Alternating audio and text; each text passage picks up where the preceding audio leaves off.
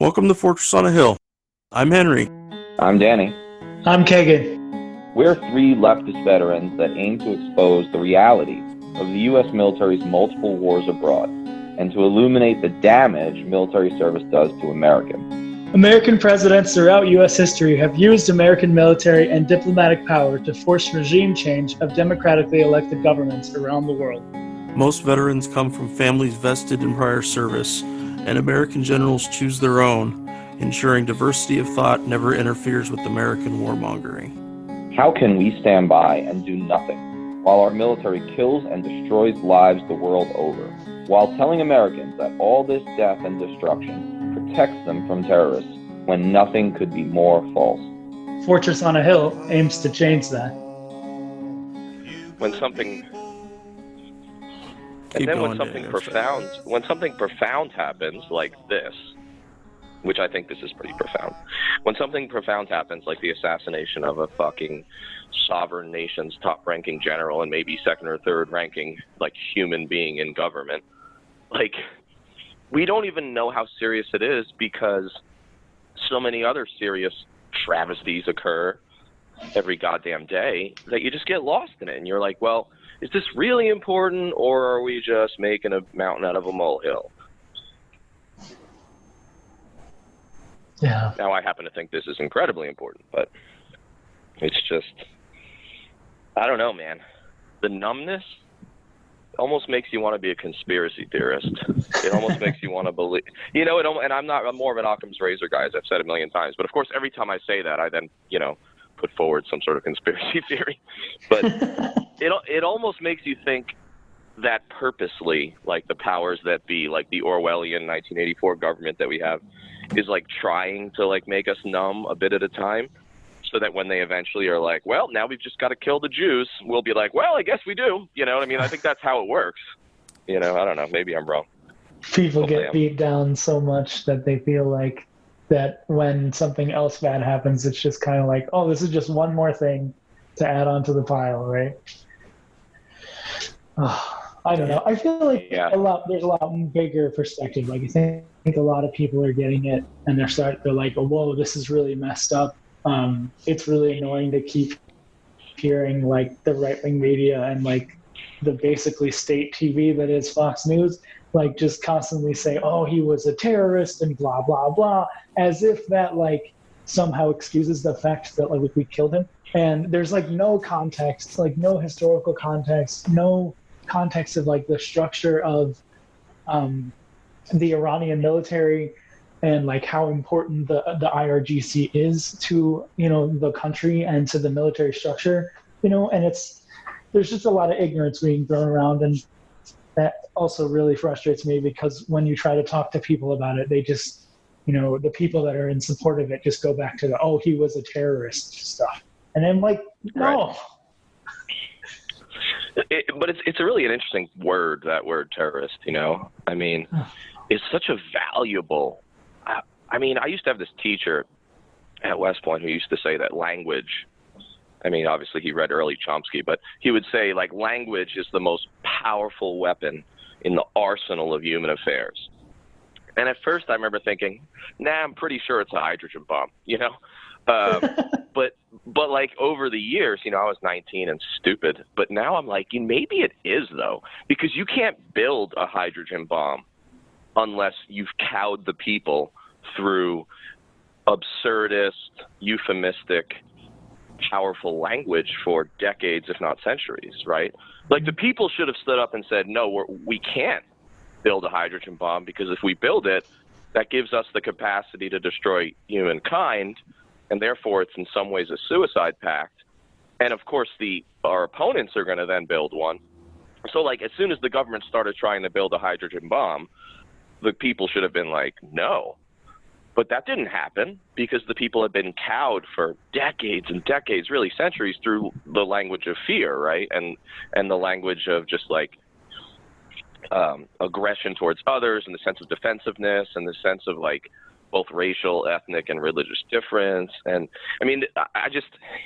I've been getting really philosophical in my old age, and I'm starting to write articles that kind of lean in that direction because I'm increasingly persuaded that that's real. Because like terrorist, okay, what's terrorism? Like, okay, was Soleimani was the Quds Force terroristic? Well, by some measures, I mean, I think there is evidence that they promoted groups that conducted terrorism, may have even conducted some of their own, maybe even some false flag stuff. But the assassination via drone of like another country's major leader when there's been no war declared, and also a bunch of other people in the convoy who no one gives a fuck about, right? No one gives a fuck about the other people who died.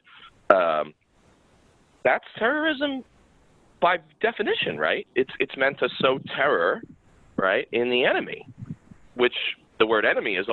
We can go down this road forever, right? It's like when my son asks me why, you know, and I lose my fucking mind. You know, he'll be like, Dad, were you in the Army? Yes. Why? Well, I wanted to travel and I wanted to serve my country. Why? Because, you know, I thought that there were bad guys in the world. Why are there bad guys?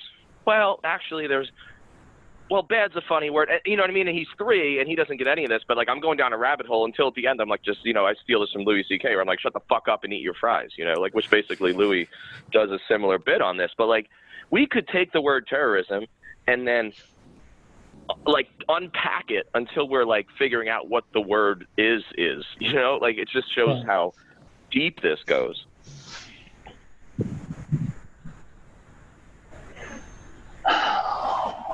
So, Henry, I mean, I know you started recording, so, I mean, we should probably just include what we've been talking about, right?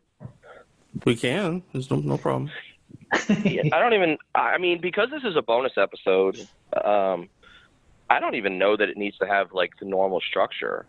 I mean, this is just us talking about what happened, which, of course, listeners, is, in case anybody missed it, was the Trump administration's decision to assassinate via drone missile attack the head of the Iranian Revolutionary Guards Corps commander, Major General Qassem Suleimani, and also a bunch of other guys, including like the assistant commander of the Iraqi Popular Mobilization Forces, which is the conglomerate of Shia militias that, oh, by the way, deeply helped us, specifically the Iraqi government that we back, fight ISIS. In fact, since the Iraqi army collapsed in Mosul, that's why the PMFs, right, were formed. But nevertheless, we assassinated without a declaration of war, without congressional sanction, without even congressional notification, it seems, at least for the Gang of Eight, who you normally get notified, and we could break that down in a minute. You know, we conducted an act of war. This is tantamount to war.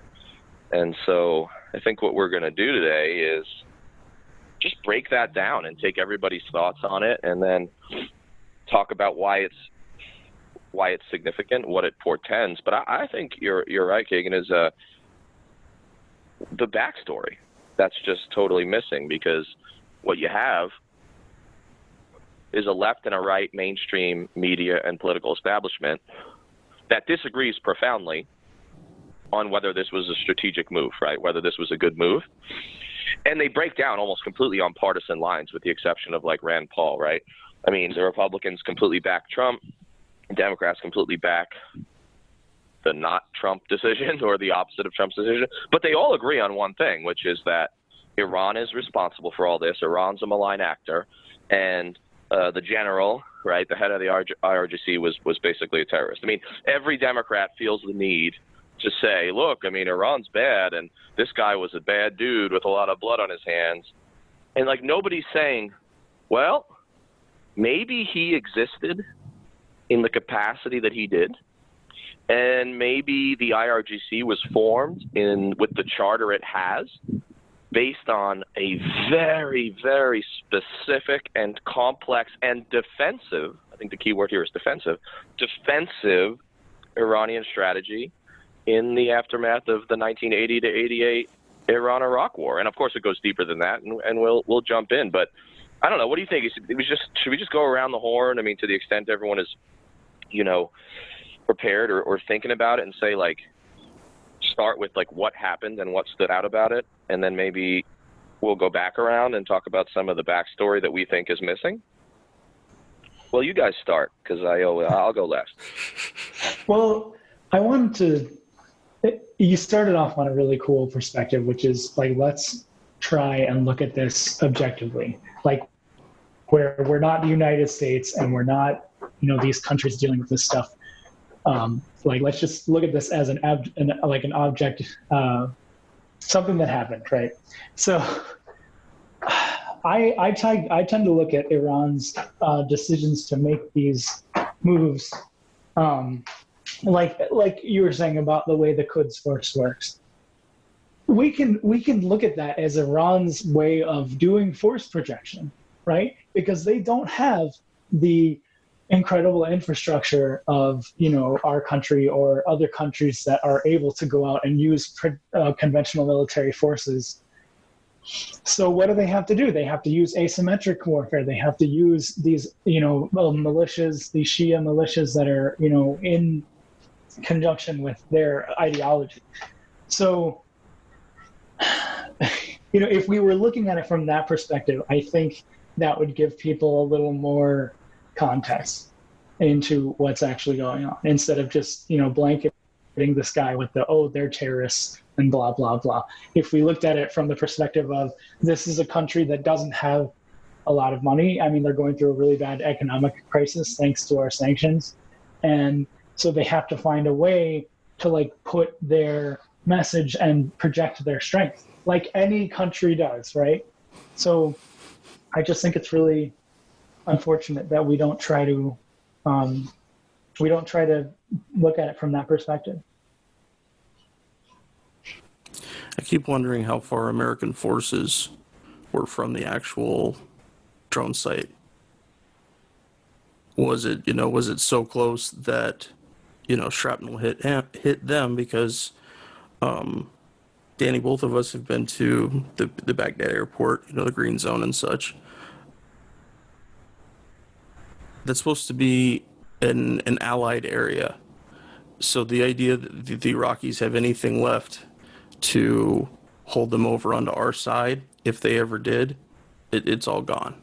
And oddly enough, this morning, the Iraqi parliament passed a bill asking all of our forces to get out of their country, and President Mahdi is supposed to sign it. And this is like the third time they've done that, right? Well, yeah, they've done it a few other times, and then we're not going to respect it, obviously, but it really says something about where we've arrived at after occupying that area for so long. And yet we're still willing to put a gun to the head in their capital, and I'm being facetious, but I think you get my point. It is illustrative of how much matters in Iraq have gotten out of our control. How much, despite the presence of our forces, despite the bullying diplomatically that we continue to do, BIOP used to be an American city, BIOP being Baghdad International Airport. That's what we used to call it. Of course, you know that, you guys. But it used to be an American city, right? It was probably bigger than any city in Vermont, literally, when it was at full strength, right? Or close to it. The fact that, Iran had the wherewithal to have any presence there, that the general could fly in, and that we could then strike him via missile attack. I mean, I'm sure we still have troops at BIOP.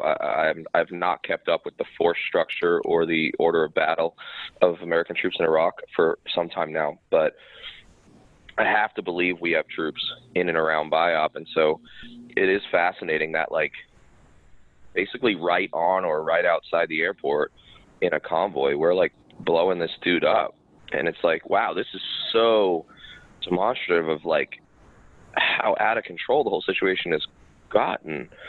And then you say well, how close are American troops? I'm wondering how close the drone operator was. Has it been put out? Was he in Nevada, or was he somewhere else in Iraq, or was he at another black site somewhere else? I don't know if this is how it went down, but it may very well have.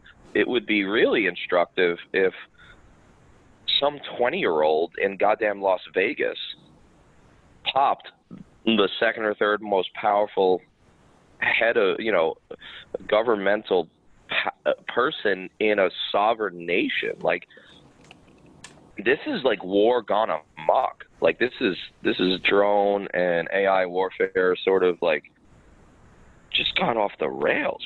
I mean, who could have foreseen this? The whole thing is insane, just from a structural point of view of like what actually happened, absent all context or all consequences. And why didn't Bush and Obama do it? That's something I've seen numerous articles mention or infer about a little bit, that they. So I want to say Dick Cheney had wanted to, and either Bush told him no, or the people pushing back on that a little bit said no, it's too disruptive to the region.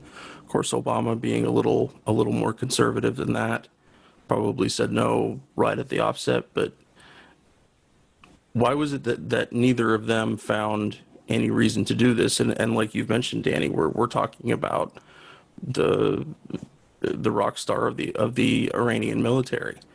Someone who's not just a military officer, but a political presence in Iran, a very big presence.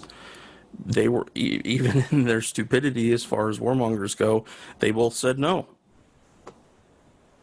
And not that, I mean, Trump's like if you give a mouse a cookie, he wants to push the button and kill the terrorists and do his circle jerk with his cronies. But why did it have to? Why did they say no and he said yes? I think that it was a risk-reward calculus. I mean, I think for all their flaws, Obama's many and Bush's uncountable flaws, I think that they, and specifically most of the people around them, or at least elements of the people around them, were able to give their advice to the presidents and say, look, this is a bad guy. This is a guy who is, in our opinion, counter to American interests in the region, ... But, we stand to lose more in, A, the resultant instability of the region, B, the inevitable, because pride demands it, the inevitable retaliation against soft American targets, and then C, the increased likelihood of another war with Iran when we're already just absolutely trapped, especially back then, in quagmires in Iraq and Afghanistan. So I just think cooler heads prevailed. Like, I don't think it's because they felt any sympathy for the Iranian position or understood the context of our aggressive behavior since 1941 or definitely 53. I just think they did a risk-reward calculus and saved us the trouble. But yeah, what I fear is that in Trump land, he has he's like the perfect storm. Like, his unsteady temperament combined with his ignorance, combined with his laziness and his opportunism electorally, I think all of those combine to make him more malleable to the hawks within his administration to make this happen. I mean, think about it this way. You said, why didn't Bush kill him? Okay. If anyone was going to kill him, it ought to have been Bush around 2007 and 2008. Now, why? Because allegedly, and by the way, this isn't as open shut of a case as many people make it. I have no doubt that Iran played a role in backing the militias and their EFP, which were advanced IEDs, right? Their EFP, bonanza that went on killing hundreds of American troops, mostly in East Baghdad and other Shia areas between 2006 and 2008 or 9. But it's not an open shut case. I think to some extent Iranian influence has been exaggerated. But nevertheless, let's assume it wasn't.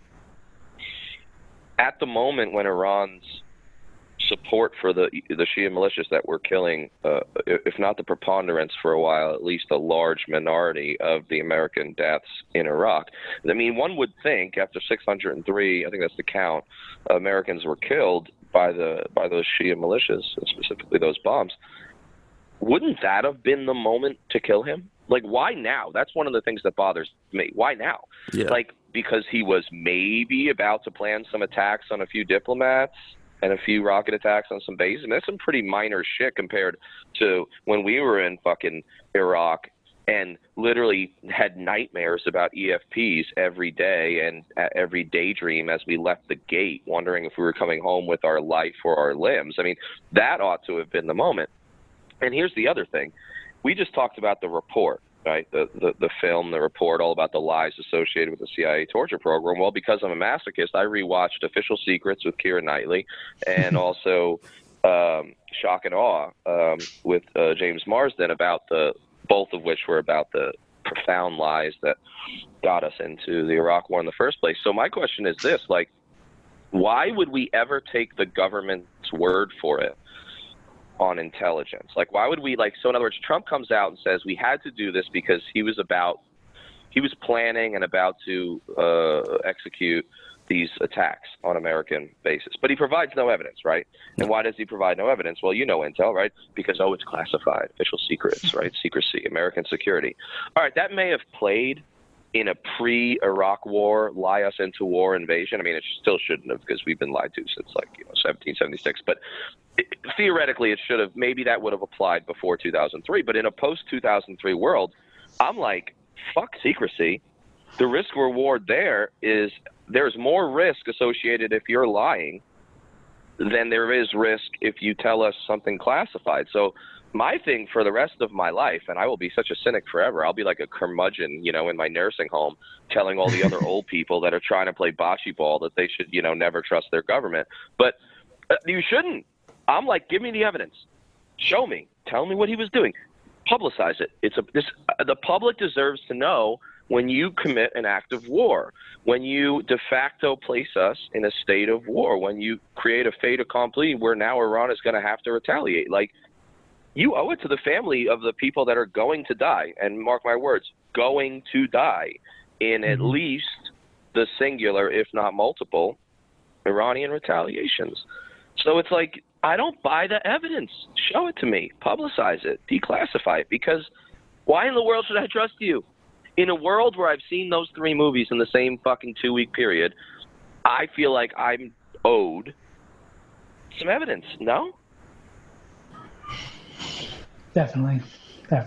And it just makes me sad. Like, I think about, like, even like setting aside America's perspective or the narrative that we're being fed. Let's just look at things from Iran's perspective. There's been 2 invasions in 2 countries. They're direct neighbors, left and right of them. And we have built multiple bases, and we have 5th Fleet headquarters in Bahrain, which is just across the Gulf. We have multiple ships there every single day. We have and beyond the fact, we're doing these economic sanctions, which have devalued the rial, 75% or something. Well, it's gotten a little bit better lately, but it's still not great. It's pretty bad. And we're putting this country in a position where even the people who are against, say Soleimani, Soleimani had a lot of support within the elite, the Iranian elite and the higher ups. But there was a lot of people that weren't, regular Iranian people, that weren't happy with what they were doing, and just what the government's doing in general. But if we attack them, if we attack them more, we're only going to solidify resistance against anything that we try to do. And it just boggles my mind that, I think for what you said about Obama, also Obama was trying to build this Iran nuclear deal. So he knew that if he killed Soleimani, it would be terrible, and that would totally tank the deal. So he probably also thought, well, that's not going to be good strategically for him. But yeah, I don't get it. What you said, Danny, it's why now? There's nothing that has been presented to us publicly about any impending U.S. attack or impending serious damaging thing for us to have to go after somebody this high up. And I don't see how by using force there's any like good way that like anybody can come out ahead. And Henry and I were talking about this before you got on. We were talking about how like how we all know, you know, when situations are tense, you know, people act stupidly. And even, you know, when I was back in like the 2010 to 2011, 12, 13, like we had so many close calls with Iran just because people got freaked out about them being close to them, or, you know, ships being in the area or whatever, and people freak out. And, you know, people can make mistakes. So like even now, I bet things are super heightened. I bet everybody's on like the edge of their seat and pins and needles. And it just takes one person to make a stupid decision, like one officer of the watch to like mistake, you know, some missile or some radar signature for like a missile. And then, you know, they end up making the decision to shoot back. Like, we don't, you know, that kind of shit happens all the time. But yeah, you know, you guys might have seen my article for Truthig that I pumped out at like 7 a.m. when this happened because my phone was flooded with requests. But I talked about like how many wars in history have been started by assassinations or individual insults against a singular member of someone's country, you know, like the War of Jenkins' Ear, which was like a 2-year naval war between England and Spain because allegedly like a Spanish officer had like amputated the ear of like a British merchant seaman. Like imagine how many people died in that war over a fucking piece of ear. Like, and then like Charles Gordon dies in Khartoum in the Sudan, you know, and he wasn't even in the British Army anymore. And the British go to war with Sudan and the Mahdi from like 1886 to 1898, deaths of tens of thousands, you know. And then, of course, World War I, right? Like the assassination of a fucking Austrian archduke by a non-state actor, right? This is, I mean, in some ways, this is worse because this is like they said Serbia backed the Serbian nationalists who killed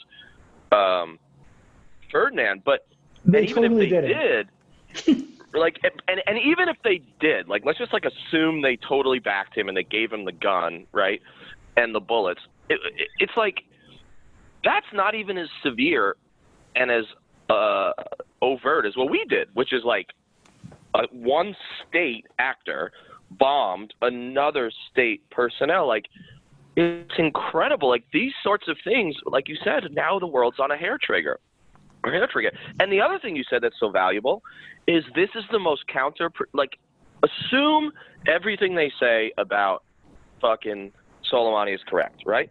Assume everything they say about him is correct. He's the most bloodthirsty terrorist in the world, right? That's how they're there. He's just as bad as Baghdadi, which is, of course, fucking ludicrous.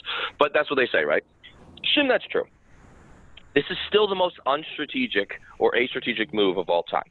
Because what was the theory? What was the theory of sanctions and maximum pressure, right? Is that what they call it, or whatever that the policy is? The theory has always been, and it's been a flawed theory, that if you squeeze the regime, right, enough, if you contain them, which just means surround militarily, and if you cripple them with sanctions, which of course counterproductively hurts the people most, right?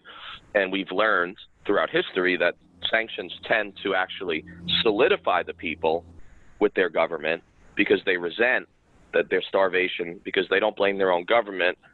Maybe they should, but they don't blame their own government for the sanctions. They blame the outside entity vis-a-vis the United States that's sanctioning them. But nevertheless, the theory was if you starve them and you surround them militarily, the youth, the moderates, will rise up and they will overthrow the Ayatollahs, because most Iranians hate the regime. Now, there is some truth in the fact that the youth, in particular of Iran, is far more progressive and far more pro-Western than the youth in many other Arab countries. There's truth in that. In fact, the youth in Iran have a lot more in common with Americans than the youth in Saudi Arabia, ironically.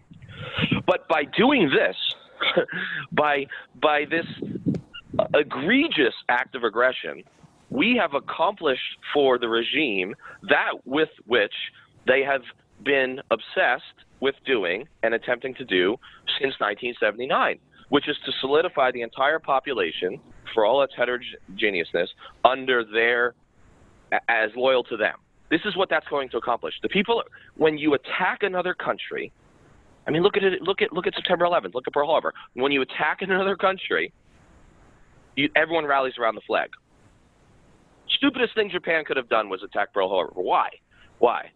Because less than a year before Pearl Harbor, when Roosevelt wanted to put in place a peacetime draft in order to prepare for the potential of impending war, that passed Congress by one vote.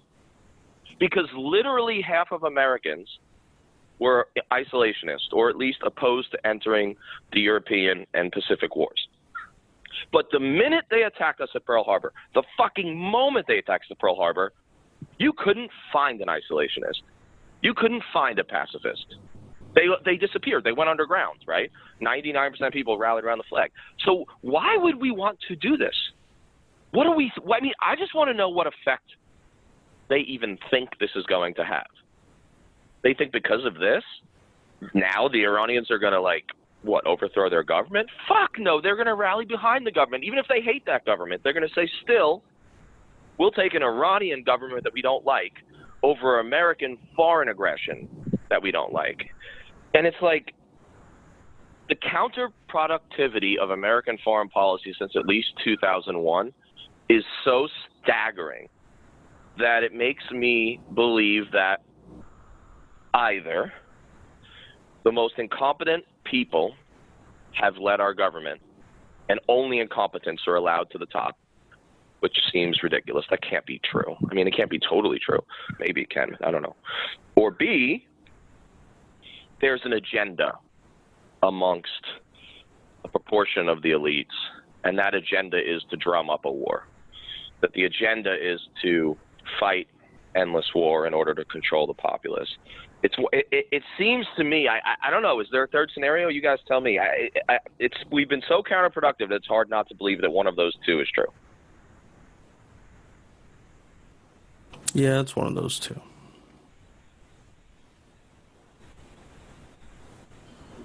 I don't know. It's scary. It's just ridiculous that, and then you have Pompeo out there saying, oh, this is a good thing. And, our partners in Europe aren't being very supportive, but the partners in the region are. And, they don't understand that we saved lives in Europe by doing this and blah, blah, blah. And I'm just like, how do people take anything that this administration says literally anymore? They're always just promoting their own position, and they're not with no explanation. I would be more willing to listen if they were giving an explanation as to why, other than the stupid platitudes of he was a really bad guy and needed to get taken care of. That's the same bullshit we've heard for the last 18 years about why we need to keep doing what we're doing. And it doesn't seem like anybody. And I know there's probably people that are working in the State Department and in the DoD and in, these different levers of power that are trying to, work through these scenarios, but they're the ones that aren't getting any press. Nobody's talking to them. Nobody's asking them, okay, what is an actual strategy for what the fallout will be? Because all we keep hearing is this was a good thing. And we need to keep, this was a good thing. But nobody's telling us why or what we do about it now. And why was killing him the only option?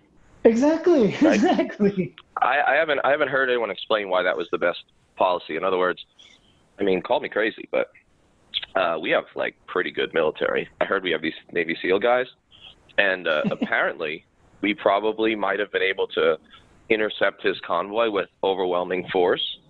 He was at the fucking Baghdad airport. Come on, we could have easily done that. I think we've got some guys nearby. I heard we have bases all over the Middle East. I don't know if that's still true.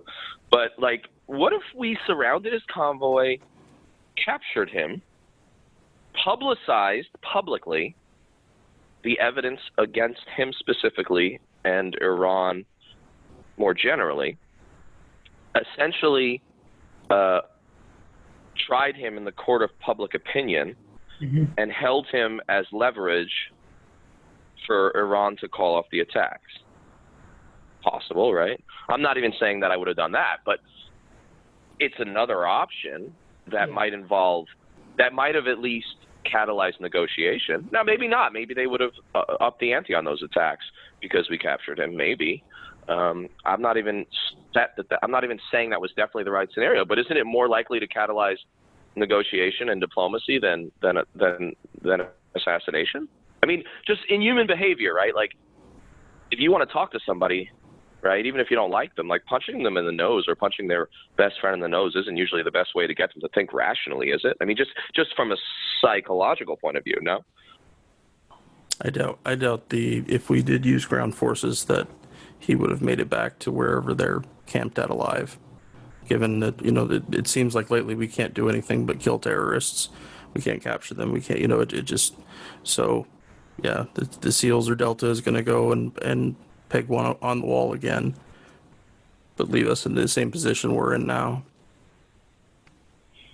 Yeah, you're probably right about that, because like, who knows if his convoy would have gone peacefully or whether they would have chosen martyrdom. But I mean, it's just the whole thing.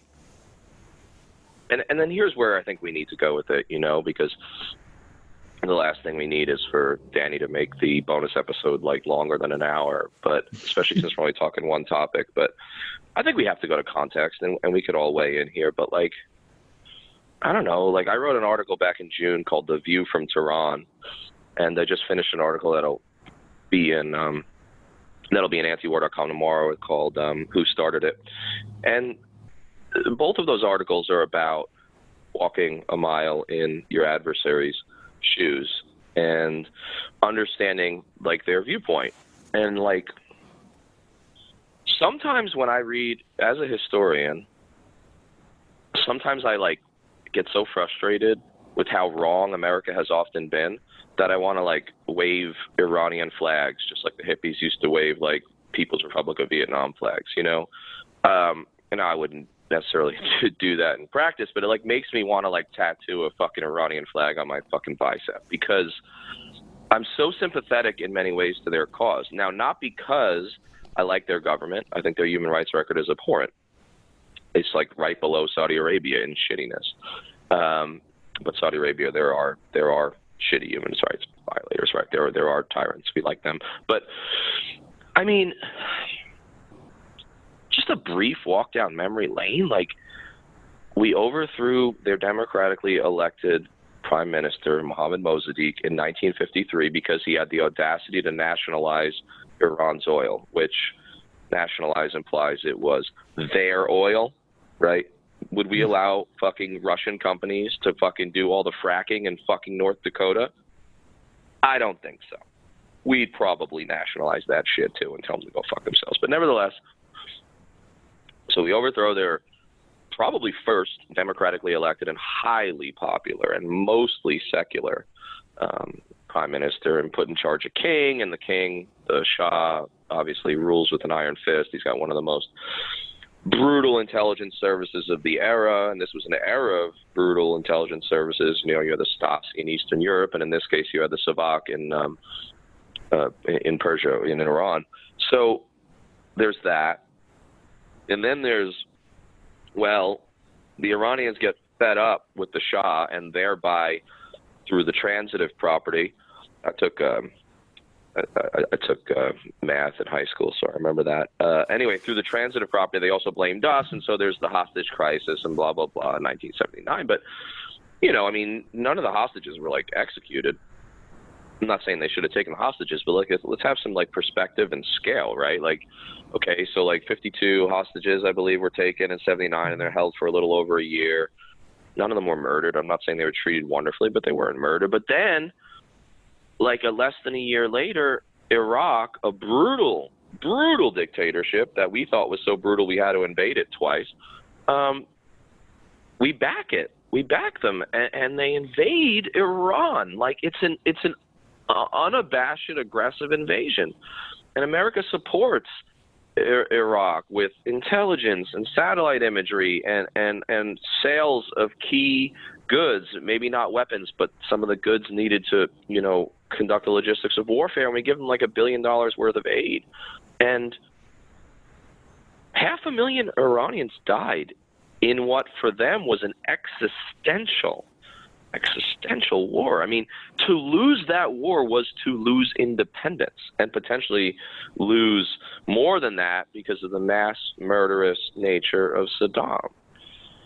And during that war, because we were like protecting Kuwaiti and other states that were allied to other Arab states, small Arab states that were allied to Iran, or to Iraq, Iran out of desperation was trying to sink like Iraqi and then their allied oil tankers, just for a war necessity.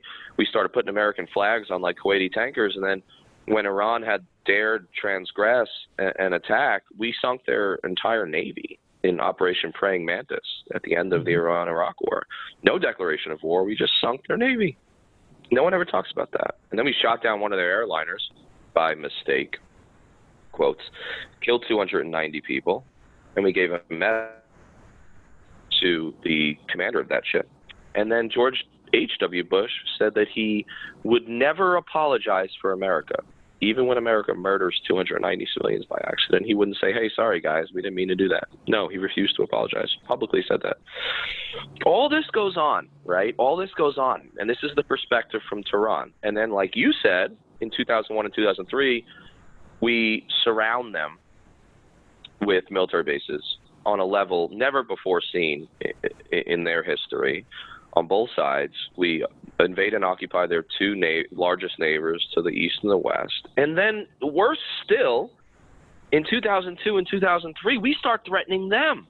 We start saying we're implying that after Iraq, you're next.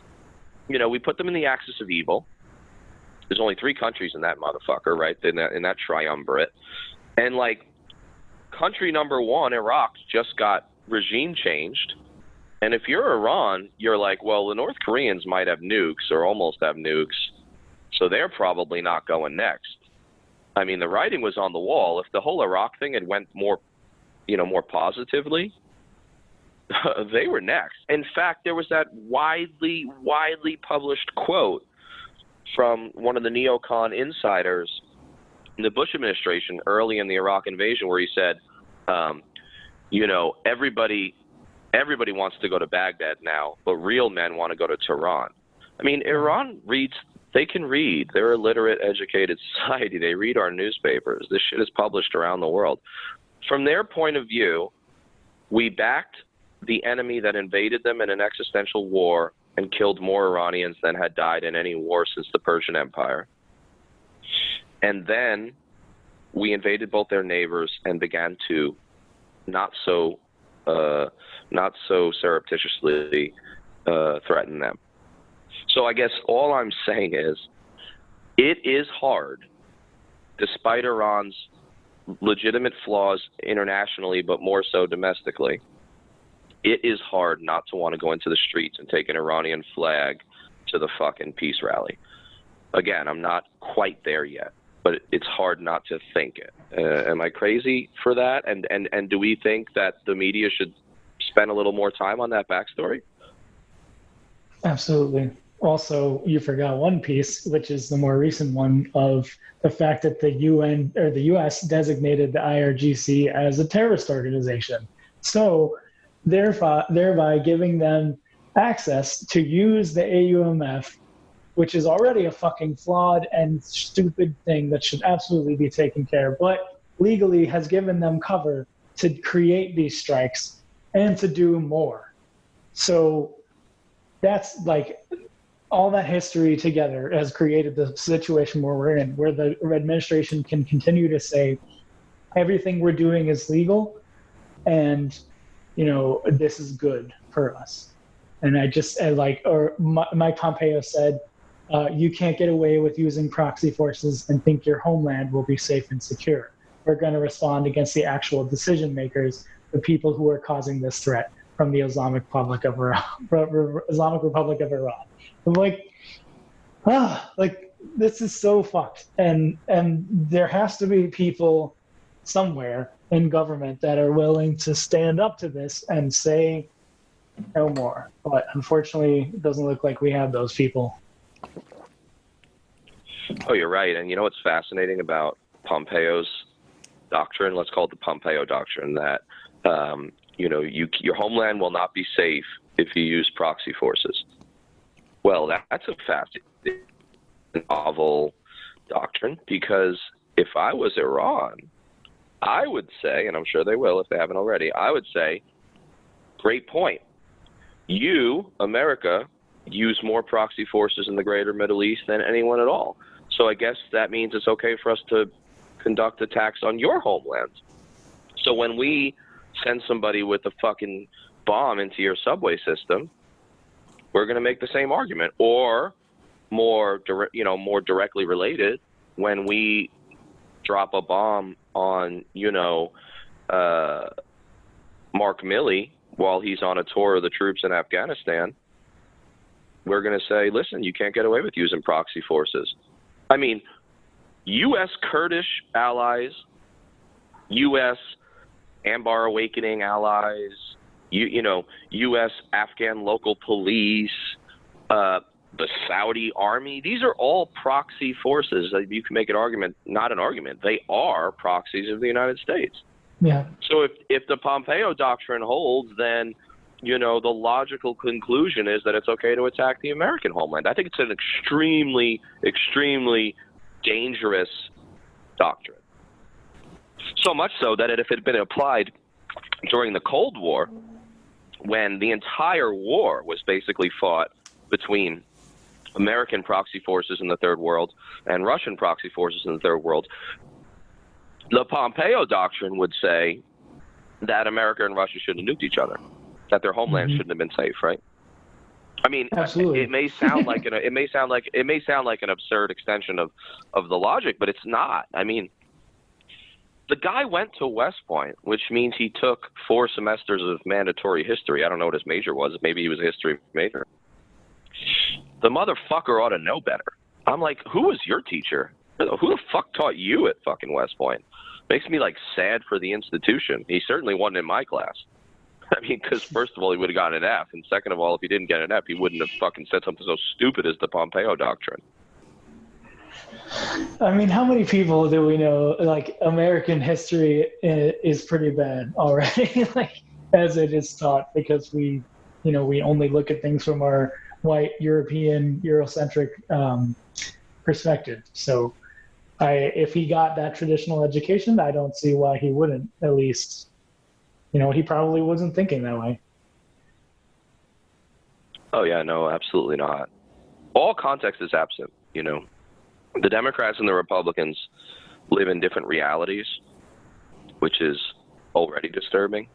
And I don't think we could have the events that have been unfolding over the last 19 years. I don't think they could have unfolded quite as absurdly had not the partisan divide grown so tribal, had not, especially in the post-Trump era, or at least in the post-Fox News era, had not Americans begun to live in absolutely alternate realities with alternate facts, right? There is still such a thing as objectivity. Now, nothing is completely objective, but there's something that is approaching objectivity still exists. And mostly you find it among scholars. Scholars disagree, but there is something that we call the scholarly consensus on most issues. And sometimes the consensus is like a 99% consensus, like in climate change. Sometimes it's like a 90% consensus in most historians' view of things like the Mexican War and things like what caused the Civil War. And then there's sometimes, consensus is only 70%. But there is still such a thing as almost truth, right? That's what I'll call it, almost truth. and yet neither side even approaches it. Neither the political establishment mainstream sides approaches it. You've got the Republicans. We'll start with the Democrats. The Democrats are wrong about 80% of this issue. The only thing they're right about is that it was stupid to do it, right? That it was stupid to assassinate this dude. They're right about that. But the other 80% of the story, context, the blame, the view from Tehran, they're wrong about all that. right? They don't even talk about it. The Republicans are almost more refreshing because they don't even pretend to live in reality. To them, it's like, no, America's always been wonderful. Iran has always been evil, and therefore we were doing God's work by murdering this guy. I mean, I almost appreciate them more because you could look at them and say, yeah, I mean, they need to be committed to an insane asylum. You know what I mean? Whereas when you look at the Democrats, you say like, see, these guys are fucking, these are phonies, you know, these are frauds. You know what I mean? They're trying to sell us a bill of goods. The Republicans aren't really selling anything but crazy. I mean, they're selling crazy out of the bottle. You know what I mean? Like, they really are. I mean, it's you know, it's insane, but at least you can identify the enemy when it comes to Republicans. You know, I mean, I'm so like, and I'm not even like pro-Democrat. I mean, you guys have seen how many articles I've written that are criticize them, and most of my attacks come from Democrats now. Most people attack me, but like, I mean, Republicans have gone so far off the rails and have made me so mad and have become so just demonstrably evil to the extent that evil exists that they could run Jesus Christ, they could run Jesus of Nazareth for president in 2020, and I'd vote for Joe Biden. Okay?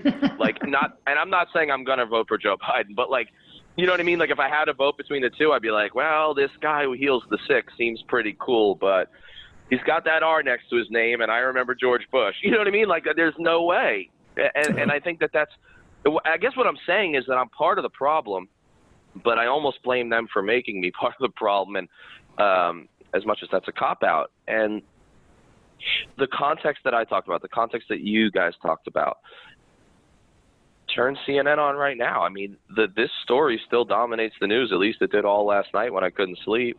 And for my sins, I was watching CNN. But, you know. Well, the fact that you're even like, that you even have to put yourself in that box, that's what pisses me off. Like, everything is an either or thing. And as you said, there's no room for nuance, for context, for like objectivity. It's just, you know, what side of the issue are you on? Like, we've boiled everything down political into those two categories. And it's a false dichotomy, and it really pisses me off because like nobody is asking those questions outside of that box. Or if they are, they're not getting, you know, the attention, they're not getting the press that needs to be, you know, you need in order to really understand these complex geopolitical issues that come from so much history.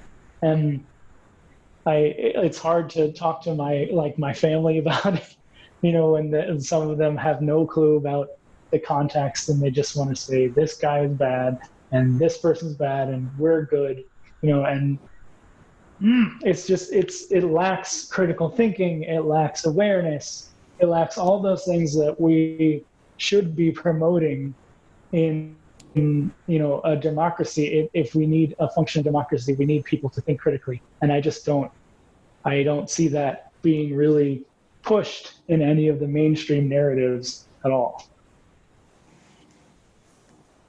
You're absolutely right about the binary. When the decision to go to war, and when the facts that precipitate said war, which is the most extreme human behavior, right? The bloodiest, most extreme human behavior besides destroying the planet through climate change. War is the most extreme human behavior. When war itself and the facts surrounding the run-up to war become so politicized that the two sides totally go against one another regardless of those facts because they have their own facts, then a nation is inevitably and logically on the road to forever war. I mean, there used to be, and it was always a bit of a misnomer, it was always a bit of a myth, but there was some truth to it. During the Cold War, there was this phrase, you guys have probably heard it, a popular phrase among historians and political scientists, where they would say, partisanship stops at the ocean's edge. Meaning that Republicans and Democrats would always and forever disagree about health care, but when it came to the Soviet threat or the German threat, there was some willingness to like have a collegial debate and work together for the best interest of the United States. Well, those days are over. Mm-hmm. Over. Look at the vote on Syria, right? Not a single Democrat flipped. Look at the vote on Yemen. What? 10 Republicans flipped. Look at every single congressman and every single senator has been forced to give a statement on their website or on the TV networks. And how many Democrats have supported Trump? I think the answer is 0, at least full out. And how many Republicans have supported, that Trump was, were against Trump? I mean, Rand Paul and maybe a couple others. I mean, it's Except become... when it comes to the defense budget, basically. Right, and then on the defense budget is, it's the only bipartisan thing, right? I mean, unless you're Bernie Sanders, like everyone's voting for it. But, this is scary stuff. I think we beat this up a little bit, and I have a feeling on our next episode we're going to have to readdress this in a shorter segment because, tell me if I'm way off base, but let's say we record later this week or early next week. It is very likely, not definite because they may be patient, but it is very likely that we're going to have to discuss Iran's initial retaliation because it may already have happened. In fact, it may already have happened. Probably not, but it may have already happened by the time this episode is released, by the time our listeners are listening. So I think we're going to have to readdress this. But the last point that I want to make is this. It's a constitutional point. People seem to have forgotten about the constitutional structure surrounding war making. Well, what Trump did with this action is he made war. Well, first of all, he committed an act of war, but secondarily, but more importantly, I think, he made war inevitable, right? Now, what he did was he created a war, and then he, at best, right, left Congress, the media, and the people to pick up the pieces and decide whether to support their country now that their country's at war, which puts those people in a very difficult position because to not support the war that Trump just started is to seem unpatriotic and against the troops, right? Let me give you an example of when this happened before and why the Constitution, as far as the Constitution says, this is not how it's supposed to work, right? There's supposed to be deliberation in the legislative body as to whether war is necessary, right? Unless it's directly in self-defense, in which case the president has 90 days, before Congress has to sanction it, War Powers Act and all that. But I have a problem with the War Powers Act. It doesn't get me started on that. We'll do that in another episode. But legalistically, here's something that happened in the past.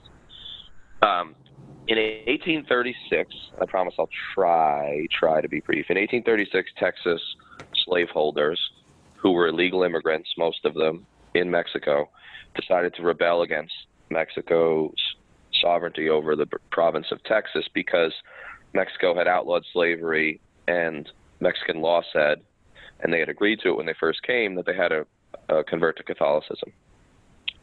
That was the rules. That was their sovereign nation's rules. They have every right to do that, right? Well, the Texans, who were really just Americans from the South, who decided to get free land in Texas or cheap land in Texas, they wanted to be slaveholders because they were monsters, and they wanted to stay Protestant because they wanted to stay Protestant. And they thought that Catholic Mexicans were subhuman. So they had a rebellion, and they broke off and formed their own republic. Now, according to international law at the time, even the British said, this was still part of Mexico. Mexico abrogated the treaty that Santa Anna had been forced to sign on pain of death. Okay, so he had been forced. So they annulled that, and they continued to say that Texas was theirs, and there was even some fighting along the border. Well, Southerners and some Westerners in the United States had always wanted to annex Texas, and Texas wanted to be annexed. But for 9 years, it wasn't done. Because similar to the reason that Soleimani wasn't assassinated earlier, the cooler heads in Washington realized that the annexation of Texas was tantamount to war with Mexico, right? Because according to international law and according to Mexican policy, Texas was still theirs. James K. Polk gets elected as a dark horse, probably America's biggest dark horse candidate up to that point. No one had ever heard of him, but he became a big populist.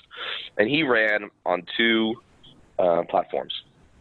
One, I'm gonna take the Oregon country from the British, but he meant that through negotiation, not war. And two, I'm going to annex Texas. Okay. Gets elected. He supports the annexation of Texas. Tantamount to war, right? Then, using his commander-in-chief Article 2 authority, he sends an army, small army, about 5,000 guys, but our army was so small that was a big portion of it, under Zachary Taylor, who later became a president, into Texas. Okay, that was another act that was tantamount to war. But then even further, he sends them across the Nueces River to the Rio Grande. Now, the entire international community agreed with Mexico that the Nueces River was the boundary, because when Texas was a province of Mexico, the Nueces River, which is just north of the Rio Grande, was the boundary. So therefore, when Texas secedes, right, even if that was legal, when Texas secedes, the Nueces would remain the boundary, right? But the Texan rebels were like, we kind of want that land between the Nueces and the Rio Grande, and so they really wanted what became Corpus Christi, blah, blah, blah, blah. So Polk not only annexes Texas, tantamount to war, he sends an army over the internationally recognized boundary, unilaterally says the Rio Grande is the boundary, knowing full well, we now know from all the declassified documents, knowing full well that this would start a war because he wanted a war. Now, this is not how the Constitution was set to work.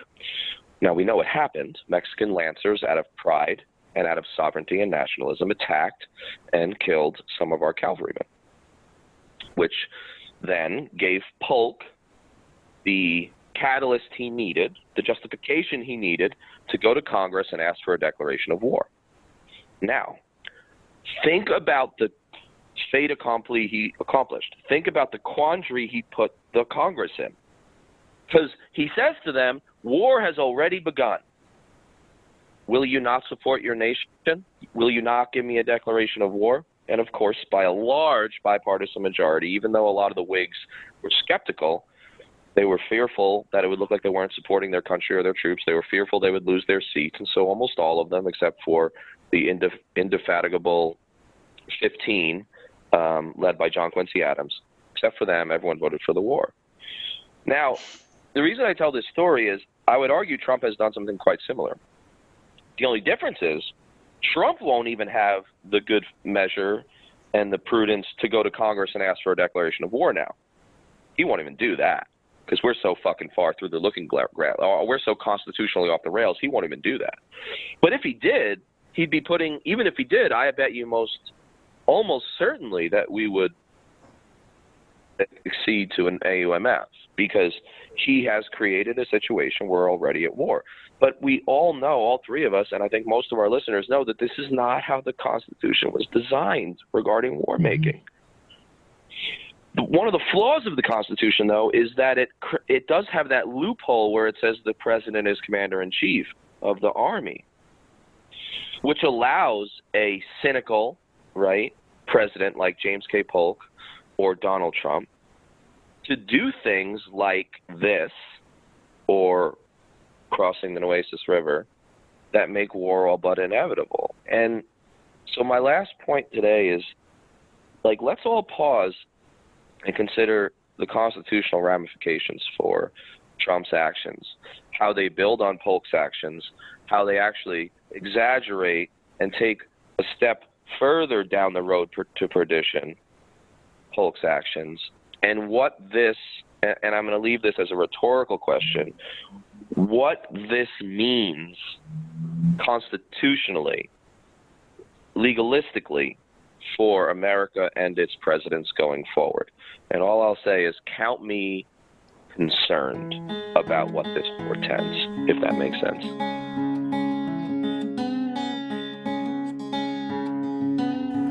We're on Twitter at Fortress on a Hill, and also at Facebook.com at Fortress on a Hill. You can find our main blog page and our full collection of episodes at www.fortressonahill.com. iTunes, Stitcher, Google Podcasts, Patreon, Spotify. You name it, almost anywhere you listen, we're already waiting for you.